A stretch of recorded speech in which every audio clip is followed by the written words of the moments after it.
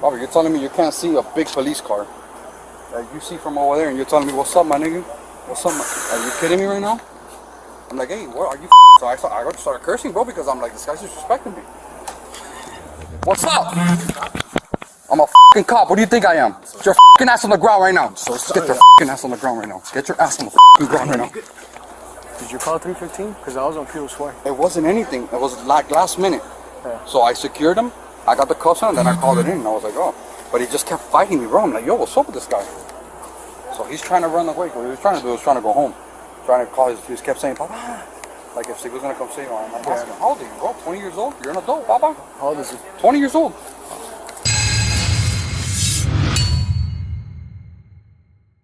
Welcome back to the Civil Rights Lawyer channel. I'm John Bryan, a full-time practicing civil rights lawyer here in West Virginia. A family in Doral, Florida submitted this video to me along with a bunch of documentation, and they wanted my opinion on whether their kids' civil rights were violated in this interaction that their son had with a police officer in Doral, Florida late at night while their son was walking around their apartment complex. Now, this case immediately appeals to me. It really hits me in the feels because I have a son who also likes to pace around outside our home. And when you live in an apartment, you're sort of pacing around this common area. Let's go through it and see whether his constitutional rights were violated. If you like doing this sort of thing, please subscribe both here and at the blog at thecivilrightslawyer.com. But first, this video is sponsored by Fume. Cold turkey may be great on sandwiches, but there's a better way to break your bad habits. I'm not talking about whatever nonsense the internet told you to do. I'm talking about our sponsor, Fume, and they look at the problem in a different way. Not everything in a bad habit is wrong, so instead of drastic, uncomfortable change, why not just remove the bad from your habit? Fume is an innovative, award-winning flavored air device that does just that. Instead of electronics, Fume is completely natural. Instead of vapor, Fume uses flavored air. And instead of harmful chemicals, Fume uses all-natural, delicious flavors. You get it instead of bad, Fume is good. It's a habit you're free to enjoy and makes replacing your bad habit easy. It fills the void in a natural, guilt-free way. Your Fume comes with an adjustable airflow dial and is designed with movable parts and magnets for fidgeting, giving your fingers a lot to do, which is helpful for de-stressing while breaking your habit. I really wasn't sure what to expect, but was pleasantly surprised by the great taste the first time I tried it, with not just one flavor, but with an assortment of flavors I actually like. Stopping is something people tend to put off because it's hard, but switching to Fume is easy, enjoyable, and even fun. Fume has served over 150,000 customers and has thousands of success stories, and there's no reason that can't be you. Join Fume in accelerating humanity's breakup from destructive habits by picking up the Journey Pack today. Head to tryfume.com/civilrightslawyer or scan the QR code and use code civilrightslawyer to get 10% off when you get the Journey Pack today. Thanks again to Fume for sponsoring this video. Now let's get back to it. So let's get to the body cam footage. But before the body cam footage turns on, what happened is that there is a security guard in this apartment complex who calls 911 and reports that there are suspicious kids walking around, and there's really no criminal conduct that's alleged. He doesn't allege that they've seen any weapons or there's been any kind of incident or confrontation, just that these kids, it's 3 o'clock in the morning, and the security guard thinks they're suspicious. So a police officer arrives at the scene, and this is what happens. And then we'll listen to the actual 911 call. But first, take a look at what happened, and then we'll go through it, and I'll tell you what I think is important here, and what's not. So here you're looking at the beginning of the body cam footage of Officer Ariel Gonzalez of the Doral Police Department, and there is no audio yet, but you can see off in the distance that that's the kid. So he's confronting the kid. Note that you don't see any flashing emergency lights from his police car, and I'll show you later what this officer is actually wearing, and that becomes important. What's up? I'm a fucking cop. What do you think I am? Get your fucking ass on the ground right now. Get your fucking ass on the ground right now. Get your ass on the fucking ground right now. My nigga, right? My nigga. Get your fucking ass on the ground. I told you. Nigga, my dad's gonna come, man. Get your ass on the ground. Get your ass on the ground. Get on the ground. Get on the ground. Papa. Get on the ground. What are you Call my doing? fucking dad, bro.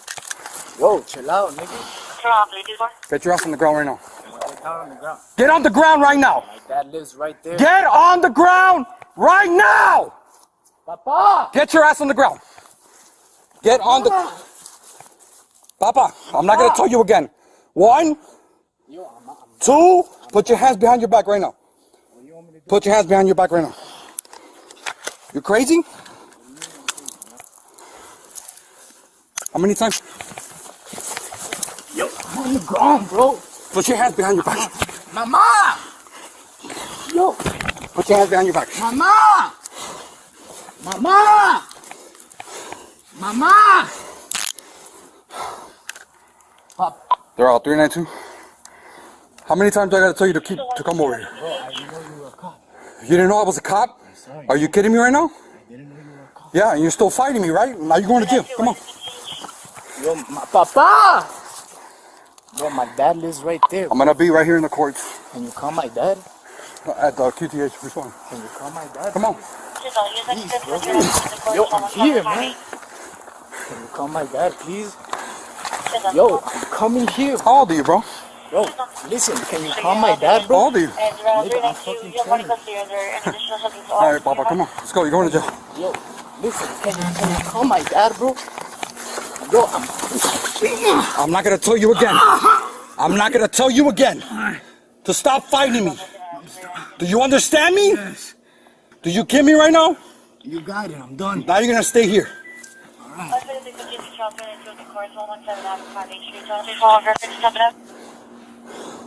Someone in the area. Can you get a better QTH for the units responding? I stopped. They're out 392. 66 and 114 Avenue on the courts.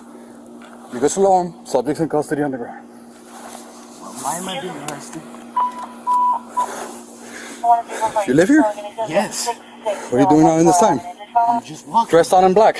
I'm walking. Security guard told you how many times to stop. Bro, I'm walking. I told you to stop how many times? I heard you. You heard me? You don't see a police car right there? Yes. Yeah, and now you see it, right? But you want to keep running away from me. I'm sorry. You're sorry. I'm going to ask you again. You're going to get up? I'm gonna do what you If you're going to find me again, I'm going to put you on the ground. You understand? do what you say. Let's go. Alright. Still don't believe me? You'll be alright. Bro, that buddy turned the corner. I was like, whoa, where are you going? This guy, he says he claims he stays here, but he's going to jail now Why am I being arrested? for resisting. What do you mean? I understand. And he fought me. You fought him? Hell yeah, he fought me. Kidding me? Look at me. All 5'5" on camera too. He didn't fight me. Where your friends at? So you came alone? You have no ID on you? You live where? Any people you'd like clear for 17 at the Amazon warehouse? 1900 Northwest I wasn't. I didn't. Yeah, okay. I was a cop. I was Yeah, on the now he phone didn't know I was with a cop. The security guard the entire time. And they were telling you to stop. But I didn't know you know. was a cop. Did he identify himself? Amazon warehouse, 1900 So- Northwest place. You didn't know he was a cop, but he identified himself. They're just advising the box truck that was in. Now take a look at this clip from a few minutes later from another officer's body cam, and it shows Officer Ariel Gonzalez, and it shows exactly what he's wearing, and it appears to me to not be readily apparent that he's a police officer. And although he claims that he had his emergency lights on, again, if we look back at that clip, we didn't see emergency lights. But most importantly here, Officer Gonzalez explains that, you know, what this all was about is that he felt disrespected by the kid. Robert, you're telling me you can't see a big police car that you see from over there, and you're telling me, what's up, my nigga? What's up, are you kidding me right now? I'm like, hey, what are you fuck? So I started cursing, bro, because I'm like, this guy's disrespecting me. Did you call 315? Because I was on fuel swear. It wasn't anything. It was like last minute. Yeah. So I secured him. I got the cuffs on, and then I called it in, and I was like, oh. But he just kept fighting me, bro. I'm like, yo, what's up with this guy? So he's trying to run away. What he was trying to do was trying to go home. Trying to call he just kept saying, Papa, Like if she was gonna come save him, I'm asking, how old are you, bro? 20 years old? You're an adult, Papa? How old is he? 20 years old. The first issue to look at is whether this police officer had reasonable suspicion to detain this kid in the first place. And then secondly, whether he had sufficient justification to engage in the use of force that he engaged in. And also whether or not, under the same facts, he had probable cause to make a warrantless arrest of this kid. So really the information we have to look at first is, what information did this police officer have available to him at the time all this occurred and as all of this was occurring? So really the first most important thing that we need to look at here is the 911 call. What was the substance of the 911 call and what information was relayed to the officer? So I ended up getting the entire 911 call. So let's do a deep dive here. Let's go through it. This is the 911 call from a security guard at this apartment complex.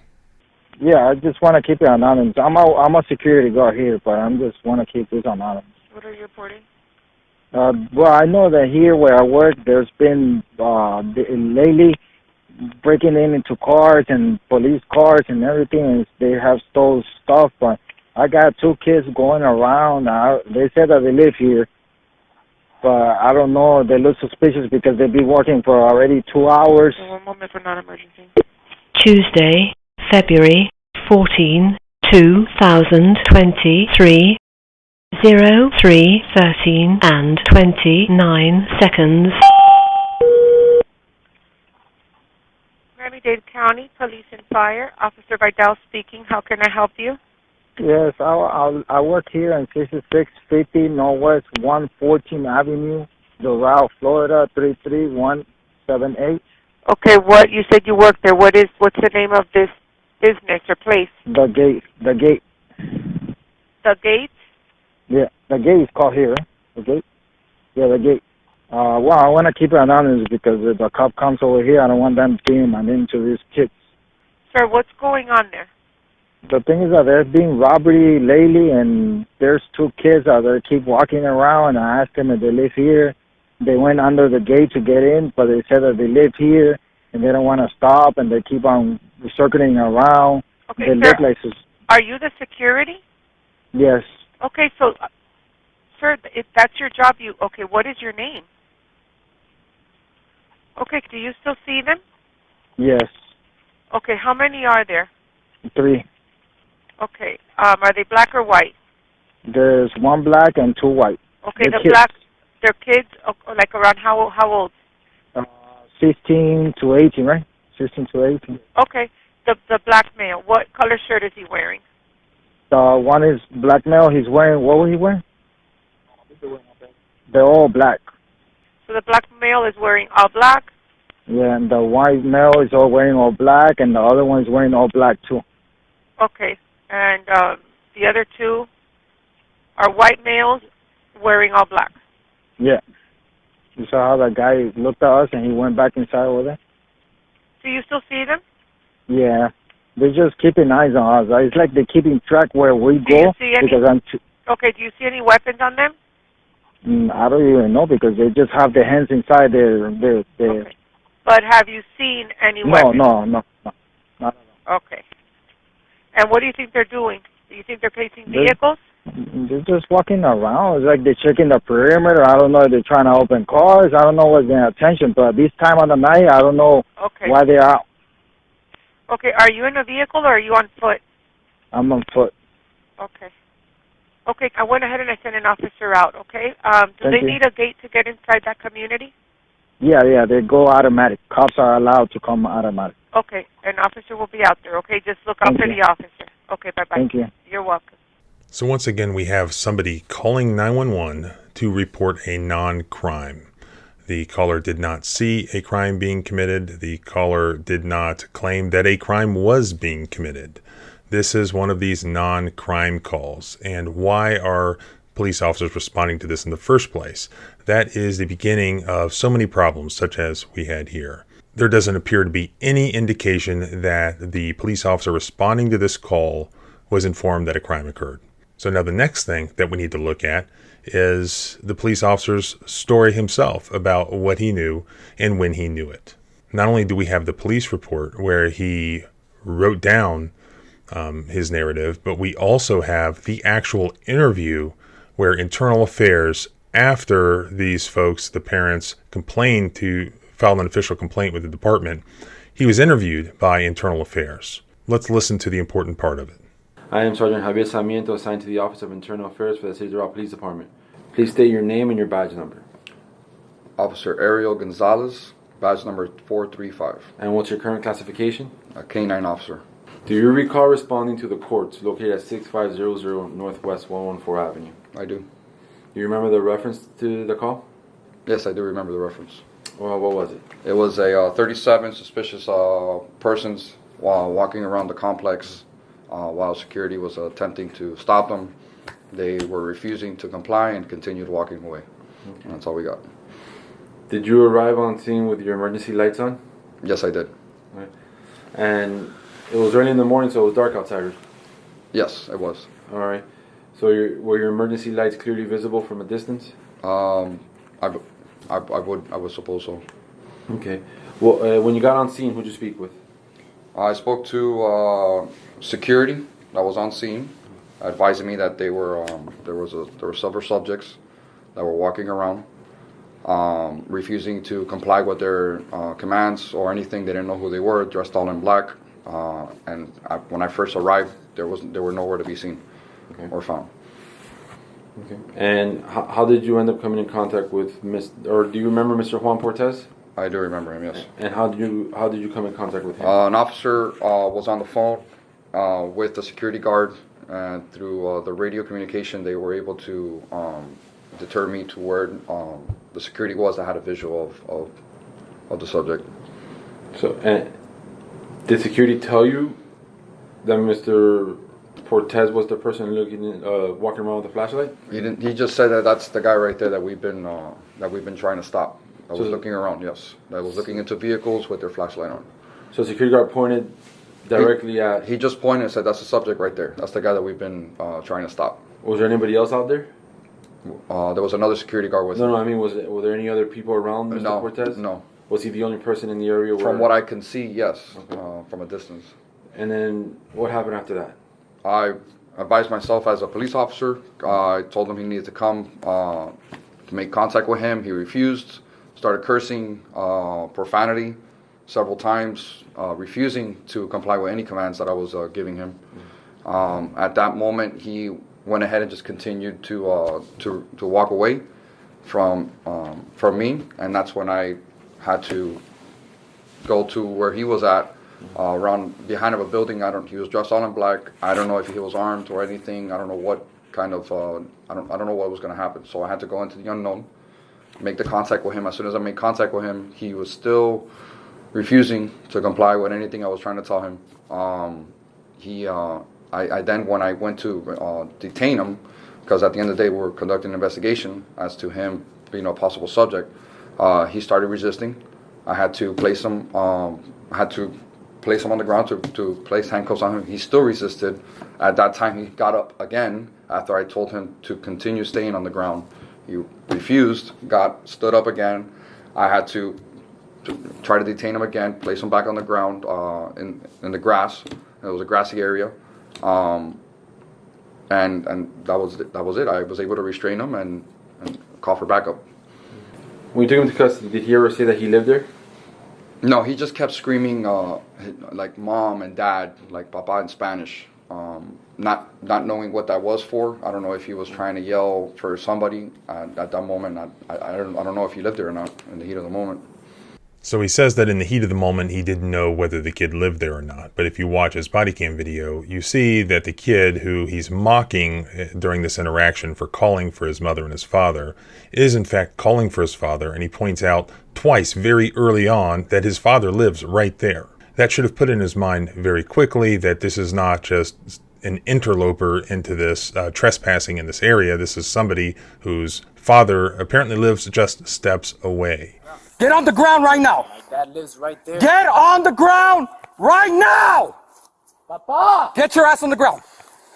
Bro, my dad lives right there. I'm going to be right here in the courts. Can you call my dad? At the QTH, which one? Can you call my dad? Come on. And was he complying with your commands? He was not complying at all. What was his demeanor? His demeanor was just very, it was back and forth. At that moment, it kind of looked like he was some type of narcotics or some type of influence of something. I'm not sure. Was he complying with your commands? No, he wasn't compliant at all. In fact, he seemed like he was involved in some sort of drug activity. I mean, that's crazy. First of all, the kid never had a chance to be compliant. Let's look at the very first moment that the body cam audio turns on, where he basically grabs this kid and takes him into custody. Where did this kid even have an opportunity to comply? And to comply with what? Was he under arrest? Was he suspected of committing a crime? No.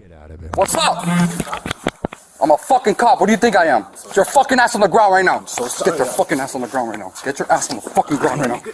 But the officer had already given a statement recorded on body cam when he's talking to the other officers, explaining that he did not observe the kid commit any crime.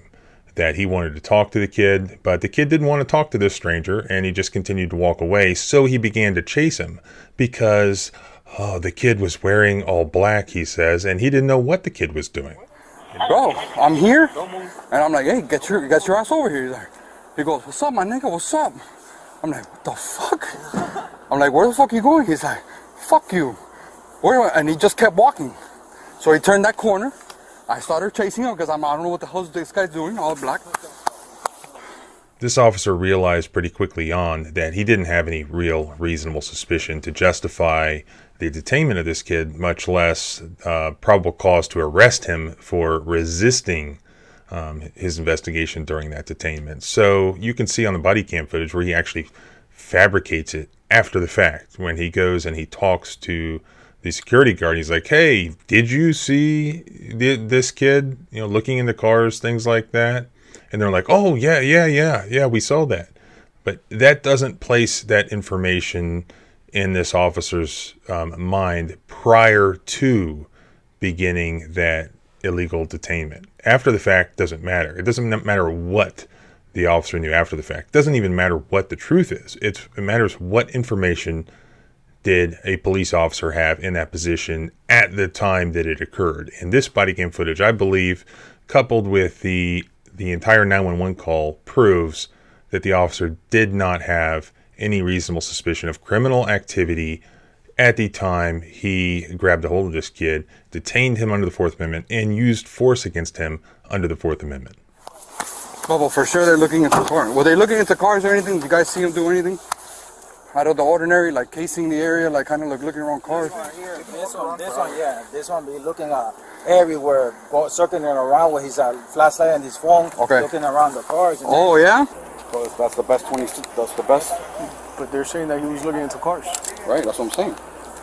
What else? I mean, that's a perfect crime. And then you announce yourself and you just and I think these two are associated too. Just getting the ride. I'm freaking in the mud and everything with this kid. Look at this shit. Look at my knees. I have dirt all over my gum butt and everything. Everything was on the grass. So. You don't know why you're being arrested? Well, they'll explain that to you in a little bit. The officer's body cam documented the true reason that this officer did this to this kid, and that's because he felt disrespected. Nothing more. Bobby, you're telling me you can't see a big police car that you see from over there, and you're telling me, what's up, my nigga? What's up, Are you kidding me right now? I'm like, hey, what are you fuck? So I started cursing, bro, because I'm like, this guy's disrespecting me. A police officer feeling disrespected or having a hunch does not qualify under the Fourth Amendment to seize citizens, such as happened here, much less use force on him. And that's why they had to fabricate this after the fact, that there were these break-ins and there was this call about suspicious person looking into cars and so on. That's all fake. Everybody knows that that's BS. So the family did make a complaint here. Internal Affairs went through the process of investigating it, but if you listen to the questioning, really it's designed to defend the police officers. It's not designed to challenge the police officer at all. And as many times we see, the only thing they disciplined him for was using profanity. And then they covered for the serious constitutional violations. But the important thing is that now it's out there. The public has seen the constitutional violations that occurred here and the bad cops that exist out there, such as this one who is willing to do this to a 20-year-old kid just because the officer feels disrespected. We should be able to walk where we live without being harassed and stopped and asked for our papers by our government. And here, it's just sad what this police officer did. So spread this footage, spread the word, subscribe, both here and at the blog at thecivilrightslawyer.com.